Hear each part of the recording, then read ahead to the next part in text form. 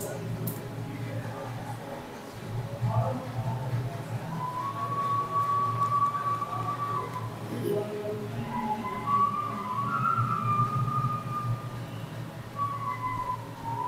الحمد لله والصلاة والسلام على رسول الله لا نبي بعده ومن دعا بدعوته ومن تبعهم بإحسان إلى يوم الدين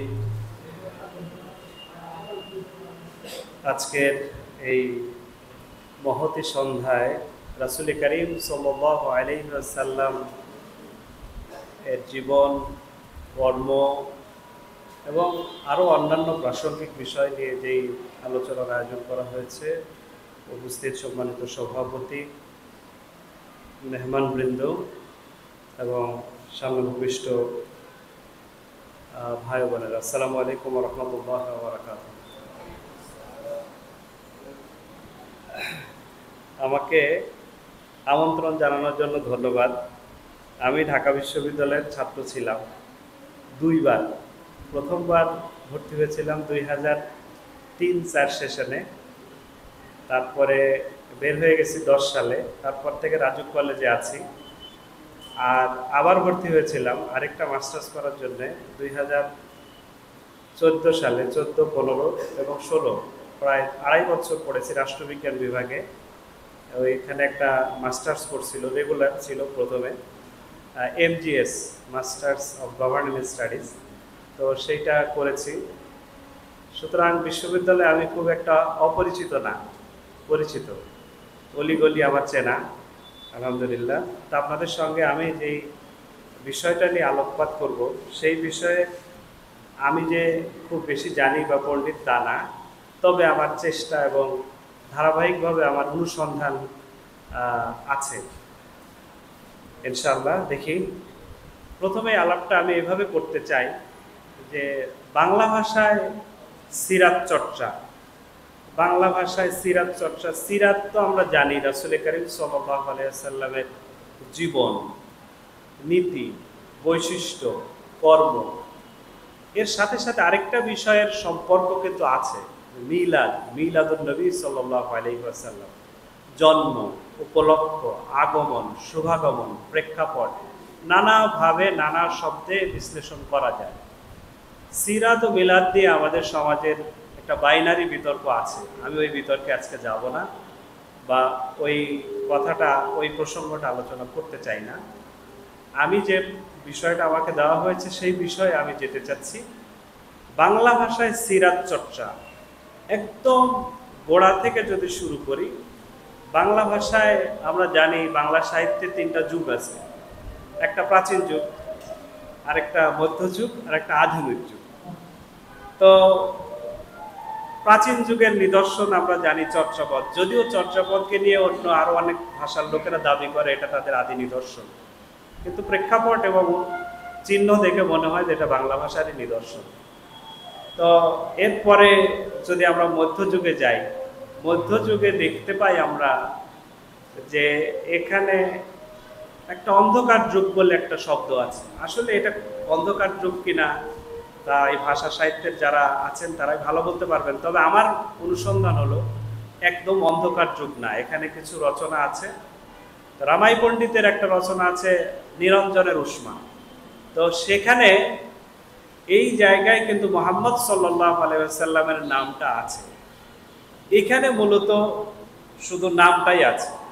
এরপরে মূলত রাসূলুল্লাহ সাল্লাল্লাহু আলাইহি ওয়াসাল্লামের যে জীবন বা যে আলোচনা, সেইটা আসে একদম মধ্যযুগের গোড়া থেকেই। স্বাধীন সুলতানি আমল আমরা যেটা জানি, যদি আমরা একদম সন ধরে বলি যে সুলতান ফখরুদ্দিন মোবারক শাহ 1438 সালে উনি ক্ষমতা আরোহণ করেন, সোনারগাঁর সুলতান হন। এই সময়কালটা বা এরও একটু আগে পরে মিলিয়ে আমাদের একটু এইখানে যদি আমরা একটু অনুসন্ধান করি, দেখতে পাই প্রথম সৈয়দ জয়নুদ্দিন, একজন কবি, তিনি একটা লিখলেন, যে কাব্যগ্রন্থ লিখলেন আমাদের নবী সাল্লাল্লাহু আলাইহি ওয়াসাল্লামকে নিয়ে। এর সাথে সাথেই এই সৈয়দ জয়নুদ্দিনের সাথে সাথেই আরো কয়েকটা, একজন লিখলেন নবী বংশ, একজন লিখলেন, এরপরে ওনার পরে আসলেন ষোড়শ শতকে আরেকজন কবি লিখলেন সৈয়দ সুলতান, তিনি লিখলেন আরেকটা, উনি লিখলেন অবশ্য কাসাসুল আম্বিয়া নামক যে একটা কিতাব বা একটা গ্রন্থ, একটা বই বা একটা রচনা আমরা আমাদের সমাজে দেখি, সেইটার অনুকরণে। আর সৈয়দ জয়নুদ্দিন এবং অন্যরা লিখলেন হলো অনেকটা ফার্সি থেকে ইয়ে করে লিখলেন। এখন এই যে মধ্যযুগে যে কয়জন কবি সাহিত্যিককে আমরা পাই, আমার এখানে আমি নামগুলো আছে, আমি নাম বলে একটু বেশি ভারী করতে চাই না, আমি শুধু একটা বিষয় বলতে চাই। এখানে যারা লিখেছেন, এই সময় যারা লিখেছেন মধ্যযুগের গোড়ার দিকে এবং মাঝখানে, তারা সবাই লিখেছেন বেসিক্যালি কাব্যগ্রন্থ। কাব্যে রাসূল সাল্লাল্লাহু আলাইহি ওয়াসাল্লামের জীবন বিশেষ করে একদম ফোকাস পয়েন্টে যদি আমি বলি, তাহলে এখানে রাসূলুল্লাহ সাল্লাল্লাহু আলাইহি ওয়াসাল্লামের যে সিয়ার, মানে হচ্ছে যুদ্ধ, বিগ্রহ, বিজয়, এই বিষয়গুলো ছিল। যেমন জয়নুদ্দিনের এটার নামটাই ছিল রসুল বিজয়, তাহলে এরকমভাবে আরো অনেকগুলি আমরা পাবো। অর্থাৎ বীরত্ব, শৌর্য, এর একটা প্রেক্ষাপট আছে। কেন রাসূলুল্লাহ সাল্লাল্লাহু আলাইহি ওয়াসাল্লামের বীরত্ব, শৌর্য, বীর্য এগুলোর বা ওই যুদ্ধ বিগ্রহের কথাগুলি ওই সময় আসা প্রয়োজন ছিল, এটার একটা প্রেক্ষাপট আছে। এটার প্রেক্ষাপট হচ্ছে যে আরও যারা সাহিত্য রচনা করছিলেন অন্যান্য প্রসঙ্গ নিয়ে, সেখানে আমরা জানি যে হিন্দু ধর্মের যে বিভিন্ন আছে, সেগুলা নিয়ে অনেক অনেক কাব্য সাহিত্য প্রচুর পরিমাণে আমরা পাবো। এবং মধ্যযুগের লেখাজোখা যারা একটু যোগাযোগ রাখেন, পড়েন, তারা জানেন যে এখানে প্রচুর পরিমাণে একটা ধর্মীয় সাহিত্যের ব্যাপক একটা প্রচলন, প্রসার, ব্যাপকতা, বিস্তৃতি আছে। তো সেই জায়গা থেকে মুসলমান পরিচয়ের যে একটা জায়গা, সেখানে সাহিত্যে এর অনুপস্থিতি ছিল। তো সেইটার কারণেই মূলত আমরা যদি খুব বেশি একাডেমিক্যালি এগুলো জাজ করতে যাই, এই রচনাগুলো যারা লিখেছেন, দেখবেন যে বেশিরভাগ তথ্য হয়তো সঠিক নয়, বা খুব একটা এগুলার একাডেমিক্যালি সাউন্ড না, বা খুব বেশি ইয়ে না, যাচাই বাছাই করলে আর কি পাওয়া যায়। কিন্তু ইমোশনটা, আবেগটা এবং এর প্রতি যে ভালোবাসাটা, রাসূল করিম সাল্লাল্লাহু আলাইহি ওয়াসাল্লামের প্রতি যে আবেগ, অনুভূতি, সেগুলো খুব সুন্দরভাবে শাব্দিক এবং একটা শৈল্পিক মনোভাবে ফুটিয়ে তোলা হয়েছে। এই ব্যাপারটা মূলত ছিল। এরও আগে একটা কথা বলে রাখা দরকার, বাংলাদেশে প্রাতিষ্ঠানিকভাবে রাসূলুল্লাহ সাল্লাল্লাহু আলাইহি ওয়াসাল্লামের জীবন চর্চা বা সিরাত চর্চা, এইটার একটা মানে ইয়ে পাওয়া যায় না, সুলুক পাওয়া যায় না। তবে দুইটা প্রতিষ্ঠান ছিল, এটা জানা যায়। একটা প্রতিষ্ঠান সোনারগাঁয়ে, শরফুদ্দিন ইয়াহিয়া মানেরি, তিনি এইখানে রাসূলুল্লাহ সাল্লাল্লাহু আলাইহি ওয়াসাল্লামের যে হাদিস গ্রন্থ বুখারী, এইটা মূলত দর্শ এবং এইটাকে কেন্দ্র করে একটা পঠন এক ধরনের বিশ্ববিদ্যালয়, ধর্মীয় একাডেমি, ইসলামিক সেমিনারি টাইপের, এটা তিনি গড়ে তোলেন সোনারগাঁয়ে, যেটা আজও অস্তিত্ব বা তার সাক্ষী বহন করে কালের পরিক্রমায়। আরেকটা হলো চাপাই নবাবগঞ্জ, এইটা মূলত ওইটা গৌড় বাংলার, আর এটা পূর্ব বাংলা আমরা যেটাকে বলি। এই দুইটা প্রতিষ্ঠান মূলত তখন ছিল একটু আগের দিকে, কিন্তু সেখান থেকে প্রোডাকশন, নলেজ প্রোডাকশন বা কোনো বইপত্র এগুলি আসলে খুব একটা পাওয়া যায় না, বা এরকম কোনো চিহ্ন আমরা বহন করে রাখতে পারি না। এটা আমাদের একটা এই এই এই অঞ্চলের মুসলমানদের একটা জাতিগত ব্যর্থতাই আমি বলবো, যে আমাদের ইনস্টিটিউশনগুলো খুবই কম বিল্ড আপ হয়েছে, এবং ইনস্টিটিউশন যাই হয়েছে তার আলোকে আমাদের যে প্রোডাকশন পাওয়ার কথা ছিল, নলেজ প্রোডাকশন, যেটা ইনস্টিটিউশনের কাজ, সেইটা আসলে আমরা পাই নাই।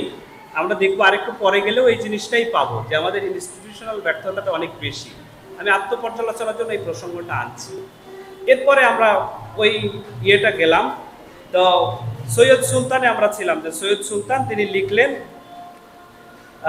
নবী বংশ কাসাসুল আম্বিয়ার অনুকরণে। এরপরে একটা বেশ বড় কাব্যগ্রন্থ লেখেন বা একটা রচনা আসে, হায়াত মাহমুদ, উনি লেখেন আম্বিয়া বাণী। এই আম্বিয়া বাণী মোটামুটি একটা সাড়া ফেলে। এই আম্বিয়া বাণীর মধ্যে মূলত অন্য নবীদের আলোচনাও ছিল, কিন্তু আমাদের প্রিয় নবী মুহাম্মদ সাল্লাল্লাহু আলাইহি ওয়াসাল্লামের আলোচনাটা একদম আলাদা করে সুন্দর এবং চমৎকার করে উনি করেছেন, এটা হায়াত মাহমুদ। এরপরে আমরা যদি দেখি যে গোড়ার দিকে, মানে একদম খুব ফাংশনাল এবং একেবারেই যদি আমরা ধরি যে ফর্মাল রচনা, যে রাসূলুল্লাহ সাল্লাল্লাহু আলাইহি ওয়াসাল্লামের গদ্য সাহিত্য কোত্থেকে শুরু হলো, এই গদ্য সাহিত্যের কিন্তু আমরা একটা গোড়া পাই, একটা জায়গা পাই। সেই জায়গাটা হলো যে আমাদের একজন ভাই গিরিশচন্দ্র সেন আছেন, আমরা জানি। তো ভাই গিরিশচন্দ্র সেন বাংলায় প্রথম সম্পূর্ণ কোরআন অনুবাদ করেছেন। যদিও যদিও আরো অনেকেই অনুবাদের চেষ্টা করেছিলেন, কিন্তু সম্পূর্ণ কোরআন অনুবাদ কেউ করতে পারেন নাই। এই ব্যাপারে হয়তো অনেক কথা অনেকেই বলবেন বা বলার সুযোগ থাকে, কিন্তু আলটিমেটলি আপনি যদি পরীক্ষা করেন, আমি এটা নিশ্চয়তা দিয়ে বলতে পারি যে গিরিশচন্দ্র সেন যে কোরআনের অনুবাদ করেছেন একদম আগাগোড়া টপ টু বটম আমার পড়ার সুযোগ হয়েছে, আমার কাছে সংগ্রহে আছে। এখানে যে সমস্যাগুলি আছে সেইগুলি অন্যরকম, কিন্তু অনুবাদ উনি প্রথম করেছেন, এইটা সত্যি। এখন আরো অনেকে যারা চেষ্টা করেছিলেন, মৌলানা আমিরুদ্দিন বসুনিয়া, মৌলভী নঈমুদ্দিন, তারা চেষ্টা করেছিলেন, কিন্তু তারা কেউ কতকটা মানে কেউ আমপারা, কেউ আরেকটু বেশি, কেউ মানে অর্ধেকটা এরকম করেছেন, কিন্তু পূর্ণাঙ্গ তাদের অনুবাদ কিন্তু আপনি এখন দেখাইতে পারবেন না বাজারে। কিন্তু গিরিশচন্দ্র সেন, ভাই গিরিশচন্দ্র সেনের যে অনুবাদ সেটা আপনার কাছেও আছে, আপনি চাইলে তরফদার প্রকাশনীতে যোগাযোগ করে আপনি নিয়ে যেতে পারবেন। এই অনুবাদটা আছে, এখানে শাব্দিক বা শব্দচয়ন প্রপার হয়েছে কিনা, কিন্তু অনুবাদের গ্রামাটিক্যাল যে রূপটা কারেক্ট, আমি অন্তত 30টা অনুবাদ পরীক্ষা করেছি যে তার অনুবাদটা ঠিক আছে কেন। অনুবাদ ঠিক আছে, তিনি আরবি ভাষা ভালো জানতেন, এটা সত্য, আমাদের স্বীকার করতে হবে।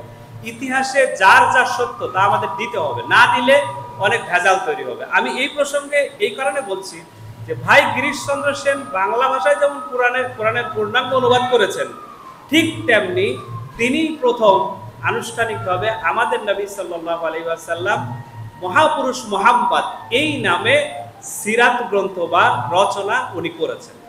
এইটা 1883 সালের মধ্যে, 77 থেকে 83, 5 বছরের মধ্যে উনি এই কাজটা সম্পন্ন করেছেন এবং প্রকাশ করেছেন, এটা আছে। আচ্ছা, এরপরে এই এই সিরাত সাহিত্যটা, এই ধারাটা আমাদের আরেকজন পশ্চিমবঙ্গের বাসিন্দা ছিলেন, তিনি পশ্চিমবাংলা, তো ওনার নাম ছিল শেখ আব্দুর রহিম। উনি আরেকটা সিরাত গ্রন্থ তৈরি করেন গদ্যে, অনেক বড় এবং বিশাল। সেটা মূলত যে এতই এত এত বিখ্যাত ছিল ওই সময়, এত বেশি এসেছিল যে মানে অনেক বেশি সেটা আলোচনার জন্ম দিয়েছিল, এবং ওই সময় এটাকে অনেকটা অপ্রতিদ্বন্দ্বী ধরা হতো যে মুহাম্মদ সাল্লাল্লাহু আলাইহি ওয়াসাল্লাম প্রেরিত পুরুষ মুহাম্মদ সাল্লাল্লাহু আলাইহি ওয়াসাল্লাম, এবং তার সাথে সাথে আরো কয়েকজন সাহিত্যিক মূলত এই সিরাত সাহিত্যটা এগিয়ে নিয়ে যাওয়ার চেষ্টা করেন। এই যে গদ্য সাহিত্যে শুরু হলো, এখন আসেন এই যে গদ্য সাহিত্যের রচনাটা শুরু হলো, এই ধারাটা কিন্তু একদম খুব স্মুথলি যে আগাইছে বিষয়টা এরকম না। এরপরে মাঝখানে দেখবেন খুব অল্প, এবং কয়েকজন হিন্দু সাহিত্যিকও লিখেছেন তারা, যেমন রামানন্দ মিত্র, তিনি একটা লিখেছেন, আরো অনেকেই লিখেছেন, কিন্তু সেগুলো খুব বেশি মানে প্রতিষ্ঠিত হয়নি বা খুব বেশি প্রচার পায়নি, মানে রচনা হিসাবে আছে এই আর কি। এরপরে আমরা 1924 সালে গিয়ে দেখি খান বাহাদুর আহসানুল্লাহ, তার নামটা বাংলা সিরাত সাহিত্যে কিন্তু খুব গুরুত্বপূর্ণ। তিনি অন্তত 3খানা সিরাত লিখেছেন, 3টা বিষয়কে হাইলাইট করে। একটা রাসূলুল্লাহ সাল্লাল্লাহু আলাইহি সাল্লাম বিশ্ব শিক্ষক, এই পয়েন্টে। তারপরে লিখেছেন মুহাম্মদ সাল্লাল্লাহু আলাইহি সাল্লাম শ্রেষ্ঠ নবী, পেয়ারা নবী, এইভাবে একটা লিখেছেন। এরপরে রাসূলুল্লাহ সাল্লাল্লাহু আলাইহি সাল্লামের শিক্ষা, এই জীবনটাকে হাইলাইট করে, ওনার যেহেতু শিক্ষা সম্পর্কে ব্যাপক কাজ ছিল, অভিজ্ঞতা ছিল, উনি শিক্ষা ডিপার্টমেন্টের চাকরি করতেন, এই জন্য উনি এই বিষয়টা হাইলাইট করে মূলত অন্তত 3টা সিরাত গ্রন্থ লিখেছেন, এবং প্রাসঙ্গিকভাবে আরো অনেক লিখেছেন। তো এইটা 1924 সালে উনি প্রথম একটা লেখেন, 50 সালে গিয়ে উনি আরেকটা লেখেন, আরো 2টা লেখেন। মূলত বাংলা সাহিত্যে অনুবাদ বাদ দিয়ে, আমি অনুবাদে এখনো যাই নাই, বাংলা সাহিত্যে সিরাত যে অনুবাদ হয়েছে সেটাতে আমি ঢুকি নাই। আমি মূলত দেখাইতে চাচ্ছি যে সোজা বাংলায় যারা লিখেছেন, কোনো অনুবাদ না, কোনো বই থেকে ডাইরেক্ট আরেকটা ট্রান্সলেশন, এটা আমি বলছি না, এটা আমি বলবো একটু পরে। আমি মূলত আগে আমাদের বাংলা ভাষায় সরাসরি যেভাবে আসছে সেগুলা, বা যারা এগুলো করেছেন সেগুলো। আমরা প্রথম একজনের পাই, সেটা হলো আমাদের মৌলানা আকরম খান। আকরম খান যে মোস্তফা চরিত, এইটা অসাধারণ। অসাধারণ এই অর্থে যে একাডেমিক্যালি এটা ঢাকা ইউনিভার্সিটি সহ অনেক জায়গায় পড়ানো হয়, তবে এর মধ্যেও যে একদম খুব বেশি আছে, একদম পুরো সাউন্ড, আমি এটা বলছি না, কোনো বই মানুষের রচিত এটা সাউন্ড না, পুরোপুরি সাউন্ড না, 100% সাউন্ড না। হ্যাঁ, ওখানে অনেক তথ্য থাকে, অনেক কথা থাকে, তার মধ্যে হয়তো লেখকের একটা বিষয় খুব বেশি এমফেসাইজ থাকে, একটা বিষয়ে অনেক বেশি জোর দেওয়া থাকে।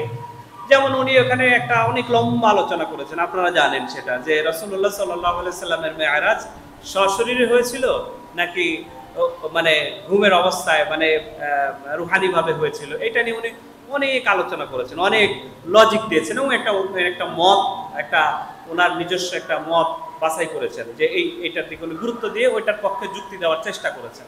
আরো অনেক বিষয় আছে এরকম আলোচনা করেছেন উনি। সিরাত সাহিত্যর শুরুর দিকে, মানে ওনার বইয়ের শুরুতেই আপনি যদি পড়েন তখন দেখবেন হাদিস, খবর, সিরাত, ইতিহাস, এগুলোর মধ্যে উনি পার্থক্য বা রেখা টানছেন আলাদা আলাদা করে। তারপরে এই জিনিসটাকে উনি ওনার এগুলো সিরাত রাসূলুল্লাহ সাল্লাল্লাহু আলাইহি সাল্লামের জীবনের যে গল্পগুলো সেগুলো নিয়ে আসছেন, এবং ওনার কাছে যেগুলো অযৌক্তিক মনে হয়েছে, ওনার পরীক্ষা নিরীক্ষা, সেগুলো উনি অকপটে বলেছেন। এই গ্রন্থটা যদি আপনি এখন আমাদের সামনে উপস্থাপন করেন, আমাদের জেনজি প্রজন্মের সামনে উপস্থাপন করেন, তারা এটা নিবে না, কারণ এটা পুরোপুরি ইত্তেফাকের যে এখন ল্যাঙ্গুয়েজ, মানে এই সম্পাদকীয় অনেকটা ওই রকম, মানে পুরোপুরি হচ্ছে সাধু ভাষায় লেখা, অনেক শব্দই বোঝা মুশকিল। যারা আমরা এই প্রজন্মের মানুষ, 2000-এর পরে যাদের জন্ম, তাদের জন্য একটু বোঝা বেশ মুশকিলই। তো এটার একটা দুর্বল দিক আমি বলবো আর কি। তো এটা মৌলানা আকরম খান 1938 সালে এটা করেন। এরপরে আরেকটা চমৎকার খুব সুন্দর একটা সিরাত গ্রন্থ আমরা পাই কবি গোলাম মোস্তফার কাছ থেকে। কবি গোলাম মোস্তফা লিখেছেন বিশ্বনবী। বিশ্বনবী যদি আপনি পড়েন, রাসূলুল্লাহ সাল্লাল্লাহু আলাইহি ওয়াসাল্লামের প্রতি আপনার প্রেম, আপনার ভালোবাসা একদম যদি শূন্য থাকে, তাহলে এটা 100% আপনার উঠে যাবে। এইরকম লেভেলের উনি শব্দ প্রয়োগ করেছেন, শব্দের ব্যঞ্জনা দিয়ে, শব্দের উপমা ধরে, এবং শব্দের এক ধরনের মানে মানে আমি বলবো যে শব্দের এত সুন্দর লাকসই প্রয়োগ উনি করেছেন, যে রাসূলুল্লাহ সাল্লাল্লাহু আলাইহি ওয়াসাল্লামের প্রতি যে আপনার ইমোশন, আবেগ, ভালোবাসা, ঈমান, এটা একদম খুব সুন্দরভাবে সাবলীল এবং খুব একটা বহতা নদীর মতো বইতে থাকে। আপনি যদি সিরাত সাহিত্যের উনি এখানে প্রচুর মানে ওই সময় এবং তার আগে প্রাপ্ত অনেক বইয়ের রেফারেন্স উনি দিয়েছেন, বিশেষ করে ইংরেজি ভাষায় রচিত অনেক গ্রন্থের উনি রেফারেন্স দিয়েছেন। তো সুতরাং বিশ্বনবী যদি আপনি পড়েন বা বিশ্বনবীকে আপনি যদি সামনে রাখেন সিরাত সাহিত্য বাংলায় অধ্যয়নের ক্ষেত্রে, তাহলে এটা একটা মাইল ফলক বলতে হবে। আমি এটা মাইল ফলকই বলবো। উনি আরেকটা লিখেছিলেন মরুদুলাল নামে, সেটা বেশ ছোট। মরুদুলাল নামে উনি আরেকটা লিখেছিলেন। এইটার প্রথমটা বেশ অনেক বেশি ইয়ে হওয়ার পরে 2 বছর পরে উনি আরেকটা লেখার প্রয়াস নেন এবং এটাতেও সফল হন। এরপরে আমরা পাই এস ওয়াজেদ আলী। এস ওয়াজেদ আলীর একটা বিখ্যাত মরুভাস্কর যেটা আমরা পাই। যদিও আমাদের কবি নজরুল উনি কাব্যের রাসূলুল্লাহ সাল্লাল্লাহু আলাইহি সাল্লামের একটা জীবন ইয়ে করার চেষ্টা করেছেন, যে সেটার নাম মরুভাস্কর, কিন্তু এই মরুভাস্কর যে উনি লিখেছেন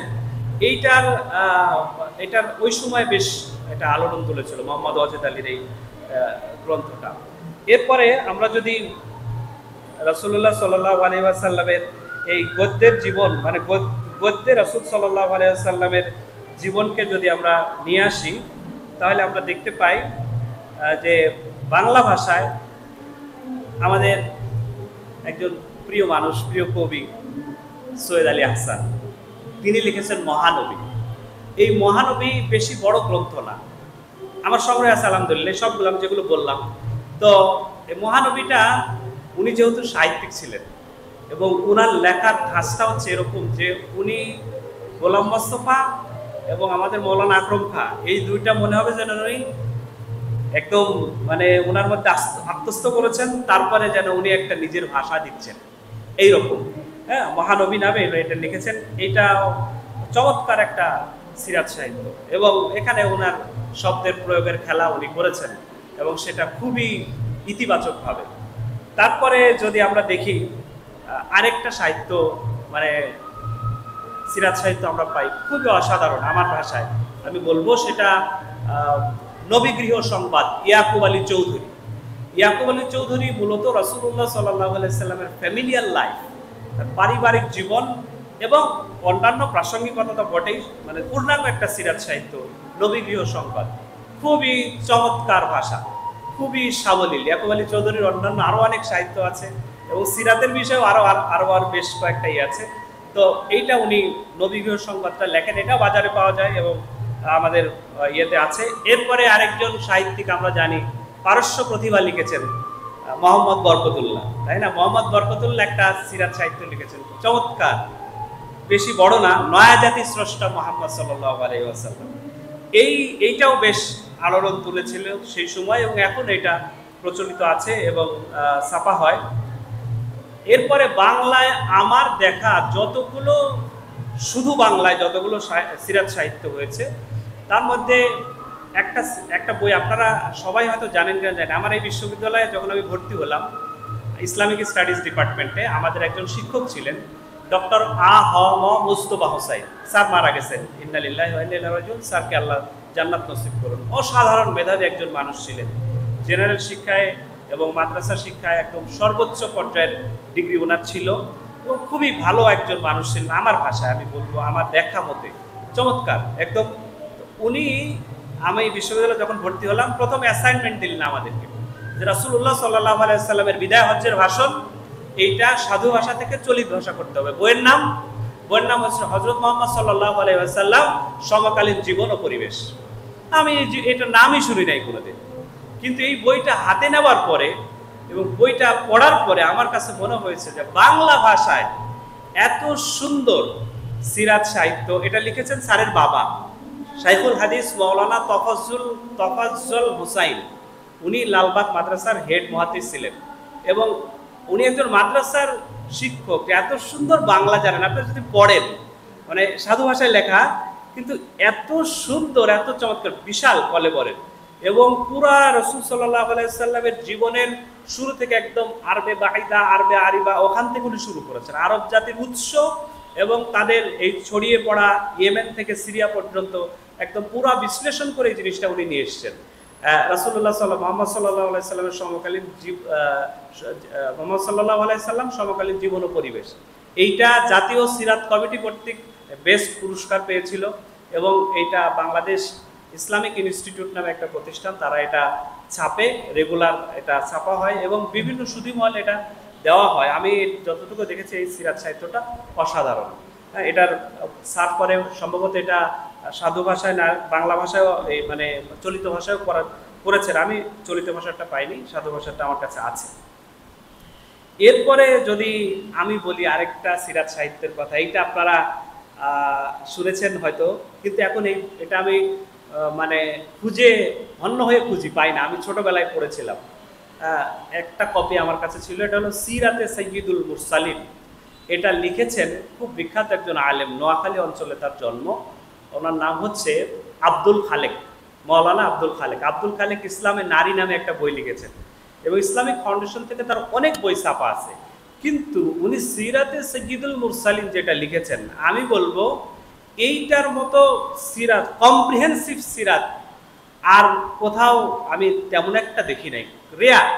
কারণ উনি এই যে সাধু চলিতের যে ব্যাপারটা, এটা এড়াইছেন এবং উনি সুসাহিত্যিক ছিলেন, চমৎকার ভাষা প্রয়োগ করেছেন এবং অন্যান্য মানে রেফারেন্সে অত জান নাই, কিন্তু সবগুলো বক্তব্য ঠিক আছে, সবগুলো কথা ঠিক আছে।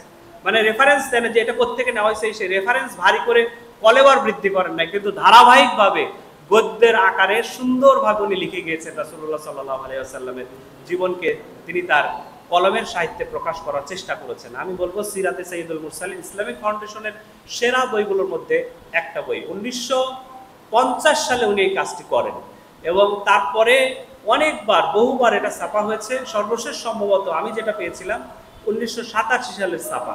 এরপরে আর আমি এই সিরাত সাহিত্য বা এটা ছাপা হয়েছে বলে জানি না। ফেসবুকে এটা নিয়ে পোস্ট দিয়েছিলাম, কিন্তু কারো কাছ থেকে আমি কোনো রেসপন্স পাইনি যে এটা কারো কাছে আছে কিনা, এটা আমি দেখি নাই অন্তত। এরপরে ইসলামিক ফাউন্ডেশন একটা কাজ করেছে বাংলা এই সিরাত সাহিত্য বাংলা ভাষায়, হযরত রাসূল কারীম সাল্লাল্লাহু আলাইহি ওয়াসাল্লাম জীবন ও শিক্ষা। এইটাও খুব সুন্দর একটা বই। যদি কেউ মানে সাধারণ মানুষ মানে অত বেশি জানেন না বা সাধারণভাবে জানতে চান রাসূল সাল্লাল্লাহু আলাইহি ওয়াসাল্লামের জীবন, আমি সাজেস্ট করবো এই বইটা পড়া উচিত। হযরত রাসূল কারীম সাল্লাল্লাহু আলাইহি ওয়াসাল্লাম জীবন ও শিক্ষা, একদম সুন্দরভাবে রাসূল সাল্লাল্লাহু আলাইহি ওয়াসাল্লামের সিরাত আলোচনা, এখান থেকে কি শিক্ষা একদম পয়েন্ট বাই পয়েন্ট সুন্দর করে লেখা আছে। একদম মনে হবে যেন নোটবুক করতেছেন আপনি, এবং ভাষাও খুব চমৎকার। ইসলামিক ফাউন্ডেশনের সম্পাদক মণ্ডলী একটা গ্রুপ, তারা এই কাজটি করেছেন। এরপরে আমরা একটু অন্যদিকে যাই। আমার কাছে যেটা মনে হয়েছে আরো অনেক হয়তো আছে, আমার রাডারে এইগুলো ধরা পড়েছে বা এগুলো আমি বললাম। এরপরে আরো অনেকে করেছেন কাজ, যেমন শিশুদের জন্য অনেকে কাজ করেছেন। এই শিশুদের জন্য যারা সিরাত সাহিত্যের কাজ করেছেন তাদের মধ্যে খুবই সাহিত্য মণ্ডিত, সাহিত্য লালিত, ভাষার ঝংকার অলংকার প্রয়োগ করেছেন সবচেয়ে বেশি মাওলানা ইয়াহিয়া ইউসুফ নদভী। মাওলানা ইয়াহিয়া ইউসুফ নদভী লিখেছেন প্রিয় নবী সাল্লাল্লাহু আলাইহি ওয়াসাল্লাম। এটার আগা গোড়া আমি একটা কম্পিটিশনে বাচ্চাদের জন্য দিয়েছিলাম। এত সুন্দর বাংলা ভাষা উনি প্রয়োগ করেছেন। উনি খুবই ভালো মানের একজন সাহিত্যিক, নদওয়াতে পড়ালেখা করেছেন, এবং ওনার বইটা যদি আপনি পড়েন, বাচ্চাদেরকে দিয়ে যদি বিশেষ করে পড়ান, তাহলে খুবই ভালো হবে। আমার সময় 3 মিনিট, আমি আর 2 মিনিট যোগ করছি, 5টা মিনিট নেব স্যার, আপনাদেরকে আর কষ্ট দিব না। তো এরপরে আছে ছোটদের জন্য লিখেছেন 10 খণ্ডে, বাচ্চাদের জন্য আবু তাহের মিসবাহ। তারপরে লিখেছেন ইকবাল কবির মোহন, খুবই সুন্দর সাহিত্যিক, সুসাহিত্যিক, উনি শিশু সাহিত্যিক। তারপরে লিখেছেন ছোটদের রাসূলুল্লাহ, আমাদের ডক্টর মোহাম্মদ শহীদুল্লাহ, উনি লিখেছেন সালাউদ্দিন জাহাঙ্গীর, আব্দুল্লাহ আশরাফ, নকিব মাহমুদ, সবাই লিখেছেন। আমি ওইদিকে যেতে চাচ্ছি না। 2টা সিরাত বিশ্বকোষ আছে বাংলা ভাষায়, একটা হল ইসলামিক ফাউন্ডেশনে সিরাত বিশ্বকোষ, 14 খণ্ডে সমাপ্ত, অসাধারণ। এটা যদি কারো সংগ্রহে থাকে আর কিছু পড়া লাগবে না। আরেকটা হলো মাকতাবাতুল আজহার বাড্ডা, তারা সৌদি আরবের দারুস সালাম থেকে প্রকাশিত 10 খণ্ডের সিরাত গ্রন্থ বাংলা অনুবাদ করেছে, এটা উন্নতির সাহিত্য। এরপরে আমরা বাংলা ভাষায় যা যা করেছি এর একটা সংকলন আছে নাসির হেলালের, উনি লিখেছেন বাংলা ভাষায় মুহাম্মদ সাল্লাল্লাহু আলাইহি সাল্লাম চরিত। এখানে উনি 2005 সাল পর্যন্ত এ যাবৎ বাংলা ভাষায় যা লেখা হয়েছে 2005 সাল পর্যন্ত একটা তালিকা করেছেন। এর সংখ্যা 1028টি, 1028টি। এখানে পূর্ণাঙ্গ আছে, অপূর্ণাঙ্গ আছে, 1028টা বইয়ের নাম এবং লেখকের নাম এবং প্রকাশনী উনি দেওয়ার চেষ্টা করেছেন। এইগুলো মূলত এই দিক থেকে। আর রাসূলুল্লাহ সাল্লাল্লাহু আলাইহি সাল্লামের জীবন, তার স্বভাব চরিত্র, অন্যান্য বিষয় জানার জন্য 2টা গ্রন্থের আছে, একটা শামাইলে তিরমিজি আপনারা সবাই জানেন, আরেকটা হলো আবু সায়েদ ইসফাহানি, ওনার খুবই চমৎকার ইসলামিক ফাউন্ডেশন এই কাজটি করেছে। একদম হাদিসগুলো নিয়ে এসে রাসূল সাল্লাল্লাহু আলাইহি সাল্লামের হুলিয়া বা তার স্বভাব প্রকৃতি এগুলো তুলে ধরার চেষ্টা করেছেন। এটার নাম হচ্ছে আখলাকুন নবী, আখলাকুন নবী সাল্লাল্লাহু আলাইহি ওয়াসাল্লাম। এরপরে যদি আমি অনুদিত, আমি খালি নামগুলো বলে যাচ্ছি, এক শব্দ খুব একটা প্রয়োগ করতে পারবো না। কোরআন মজিদের অনুবাদের সাথে সিরাতের সাহিত্যের একটা গভীর সম্পর্ক আছে। কোরআন তো বাংলা ভাষায় অনেক আগেই অনুবাদ হয়েছে। এরপরে সিরাত সাহিত্যের অনুবাদটা শুরু হয় মূলত ইসলামিক ফাউন্ডেশন এবং ব্যক্তিগত উদ্যোগে। আমরা প্রথমেই দেখি যে সিরাতে ইবনে ইসহাক, এইটা ইসলামিক ফাউন্ডেশন প্রথম কাজ করেছিল, পরে প্রথমা প্রকাশনে এটা শহীদ আখন্দের অনুবাদ হয়েছে। তারপরে আমরা সিরাত ইবনে হিশাম, বাংলাদেশ ইসলামিক সেন্টার এই কাজটি করেছে। দারুণ অসাধারণ সিরাত সাহিত্য, এটা সিরাত ইবনে ইসহাকের সাথে এটার কানেকশন আছে। এরপরে আল বিদায়া ওয়ান নিহায়া, যেই খণ্ডে রাসূল সাল্লাল্লাহু আলাইহি সাল্লামের জীবন আলোচনা করা হয়েছে, এটা ইসলামিক ফাউন্ডেশন করেছে। জাদুল মাআদ ফি খাইরিল ইবাদ, এইটাও বিখ্যাত একটা সিরাত সাহিত্য, ইসলামিক ফাউন্ডেশন এটার অনুবাদ করেছে। আসাহুস সিয়ার, এটা সমস্ত সহিহ বর্ণনা একত্রিত করে মাওলানা আব্দুর রউফ দানাপুরীর অসাধারণ কাজ, 1 খণ্ডে ইসলামিক ফাউন্ডেশনের ছাপা। তারপরে বিশ্বনবী মুহাম্মদ, ইরানি একজন সাহিত্যিক জয়নুল আবেদিন রাহনুমা, তিনি লিখেছেন অসাধারণ, মানে বাংলা ভাষায়, এটা সৈয়দ আলী হাসান অনুবাদ করেছেন। ফিকহুস সিরা, শেখ রমাদান আল বতি, রাসূল সাল্লাল্লাহু আলাইহি সাল্লামের জীবনের যেই সব জায়গায় মানুষের শিক্ষা আছে, প্রশ্ন আছে, ফিক আছে, সেগুলো উনি নিয়ে আসার চেষ্টা করেছেন। সিরাতুন নবী সাল্লাল্লাহু আলাইহি ওয়াসাল্লাম, আল্লামা শিবলি নুমালি, সৈয়দ সুলাইমান নদভী, ছাত্র এবং শিক্ষক দুজনে মিলে করেছেন। এটা 6 খণ্ডে ইসলামিক ফাউন্ডেশন কাজ করেছে। মাদারিজুন নবুওয়াত 4 খণ্ডে, শায়েখ আব্দুল হক মুহাদ্দিসি দেহলভী রহমাতুল্লাহ আলাইহি, রাসূল প্রেমে ভরপুর একটা সাহিত্য। তারপরে নবী রহমত, আমরা জানি আবুল হাসান আলী নদভী রহমাতুল্লাহ আলাইহি, এটা বাংলা আছে, বেশ কয়েকটা প্রকাশনী করেছে। সিরাতে সরওয়ারে আলম, মাওলানা আবুল আলা মওদুদী, উনি করেছেন, তবে এটা পূর্ণাঙ্গ না, অল্প একটু উনি করেছেন। তারপরে সিরাতে খাতিমুল আম্বিয়া, এটা আমাদের কওমি মাদ্রাসা সিলেবাসে পড়ানো হয়, মুফতি মোহাম্মদ শফি, উনি এটা করেছেন। তারপরে হায়াত মোহাম্মদ, এটা বাংলা, ইংরেজি, আরবি, মিশরের সাবেক ফরেন মিনিস্টার হুসাইন মোহাম্মদ হাইকেল, যারা ওয়েস্টার্নদের যত রাসূল সাল্লাল্লাহু আলাইহি সাল্লামের জীবন নিয়ে যত আপত্তি আছে সমস্ত আপত্তি উনি খণ্ডন করার চেষ্টা করেছেন। এবং অসাধারণ। বাংলাদেশ আমাদের ইউনিভার্সিটি থেকে এটার উপরে এমফিল পিএইচডি হয়েছে। তারপরে মহানবীর জীবনচরিত, এটা আরও আছে। তারপরে উসওয়ায়ে হাসানা মুফতি তারেকুজ্জামান করেছেন। দ্য প্রফেট, এটা অনুবাদ হয়েছে আমাদের লেসলি হ্যাজেলটন, আব্দুল ইবনে মাহমুদ উনি করেছেন, সুন্দর বাংলা ভাষায় করেছেন। তারপরে মানবতার বন্ধু মোহাম্মদ সাল্লাল্লাহু আলাইহি ওয়াসাল্লাম, নঈম সিদ্দিকী উনি এটা করেছেন। হিউম্যান বেনিফ্যাক্টর ইংরেজিতে অনুবাদ আছে। আরও আছে রাসূল সাল্লাল্লাহু আলাইহি ওয়াসাল্লামের নামে নাটক আছে, তৌফিক আল মিশরি, খাদিজা আক্তার রেজাইর অনুবাদ। I'll be smart with Mohammad সাল্লাল্লাহু আলাইহি, খাসাইসুল কুবরা জালালউদ্দিন সৈয়দী, উসওয়ায়ে রাসূল সাল্লাল্লাহু আলাইহি ওয়াসাল্লাম ডক্টর আব্দুল হাই, ফিকহুস সিরা। এরপরে ক্যারেন আমরি স্ট্রংয়ের যেটা Mohammad the prophet of our time. এরপরে সিরাতুন নবী 4 খণ্ডে সমস্ত সহিহ হাদিসকে একত্রিত করে এটা করা হয়েছে, বিশুদ্ধ হাদিস ভিত্তিক। মাক্তাবাতুল বায়ান থেকে প্রকাশিত। আরবের চাঁদ এই নামে একটা সিরাত গ্রন্থ আছে, স্বামী লক্ষণ প্রসাদ ভারতের একজন উনি লিখেছেন। তারপরে মহানবী মোহাম্মদ সাল্লাল্লাহু আলাইহি সাল্লামের জীবন ও সময় ইয়াসির কাজী তার লেকচারের ভিত্তিতে মাহমুদ হোসেন এটার অনুবাদ করেছেন। রাসূলের রহমত মাওলানা আবুল কালাম আজাদ ও গোলাম মিহির। আর রাহিকুল মাকতুম সফিউর রহমান মোবারকপুরি, বহুল আলোচিত। আমি একটা আর্টিকেল লিখেছি এটার উপরে, মহানবীর জীবন আলো। যারা জানতে চান একদম আর্লিয়েস্ট সোর্সের ভিত্তিতে রাসূল সাল্লাল্লাহু আলাইহি সাল্লামের জীবন, এটা লিখেছেন আবু বকর মোহাম্মদ সিরাজউদ্দিন। উনি একজন নমুসলিম ছিলেন, পরে মুসলিম হয়েছেন। এবং তোমাকে ভালোবাসি হে নবী, গুরুদত্ত সিং। আরও অনেক আছে হয়তো। আমি এই পর্যন্তই আমার বলার ছিল, একদম সময় শেষ। আমি পরিশেষে যেটা বলতে চাই, রাসূল করিম সাল্লাল্লাহু আলাইহি ওয়াসাল্লামকে নিয়ে বাংলা ভাষায় যেই ধরনের কাজ হয়েছে, এই কাজ কোনোভাবেই আমি যথেষ্ট মনে করি না। অসংখ্য কাজ করার সুযোগ রয়েছে। বিশেষ করে আমাদের মরহুম হুমায়ুন আহমেদ, উনি একটা পর্যায়ে কিন্তু রাসূল সাল্লাল্লাহু আলাইহি ওয়াসাল্লামের জীবন লেখার কাজ শুরু করেছিলেন। নবীজি নামে উনি যে অংশটুকু লিখেছেন, আমার মন চায়, প্রাণ চায় বাংলা ভাষার তরুণরা, যুবকরা যাদের বাংলা ভাষায় দক্ষতা আছে, তারা যেন হুমায়ুন আহমেদের ওই লেখার ওই রকম ধাঁচ ধরে যদি আমাদের তরুণদের কাছে রাসূলুল্লাহ সাল্লাল্লাহু আলাইহি ওয়াসাল্লামের জীবন তুলে দিত, তাহলে অসাধারণ হইতো। মানে ওই রকমভাবে, মানে আমি বলছি না তাকে ফলো করতে হবে, অর্থাৎ সুন্দর ছোট ছোট শব্দে, বাক্যে, সাহিত্যে এবং রাসূলুল্লাহ সাল্লাল্লাহু আলাইহি ওয়াসাল্লামের জীবনকে যদি তুলে আনা যেত, এটার বিশাল একটা জায়গা আমি মনে করি আছে। এই জায়গায় আমাদের কাজ করার দরকার আছে, প্রয়োজন আছে। আমি বাংলা ভাষায় রাসূলুল্লাহ সাল্লাল্লাহু আলাইহি ওয়াসাল্লামের সিরাত চর্চা, এই আলোচনাটা এইখানেই শেষ করছি। আগামী দিন কোথাও কোনো সময় পেলে কোনো একটা বিষয়ে বিশেষভাবে হয়তো কথা বলবার সুযোগ নিব। সবাইকে ধন্যবাদ জানাচ্ছি, আমাকে শুনেছেন, এবং সবার প্রতি কৃতজ্ঞতা জানাচ্ছি। আমার কথা ধৈর্য ধরে আপনারা শোনার চেষ্টা করেছেন। ধন্যবাদ সবাইকে। আসসালামু আলাইকুম রহমতুল্লাহি ওয়া বারাকাতুহু। আপনারা সবাই আমার জন্য দোয়া করবেন। আমি এখনও পড়ার চেষ্টা করি, আল্লাহর জন্য আমাকে আরও বেশি পড়ার এবং অর্জন করার এবং আপনাদের মাঝে পৌঁছে দেওয়ার, নিজে আমল করার তৌফিক দান করেন। আমিন, আল্লাহুম্মা আমিন। আসসালামু আলাইকুম রহমতুল্লাহি ওয়া বারাকাতুহু।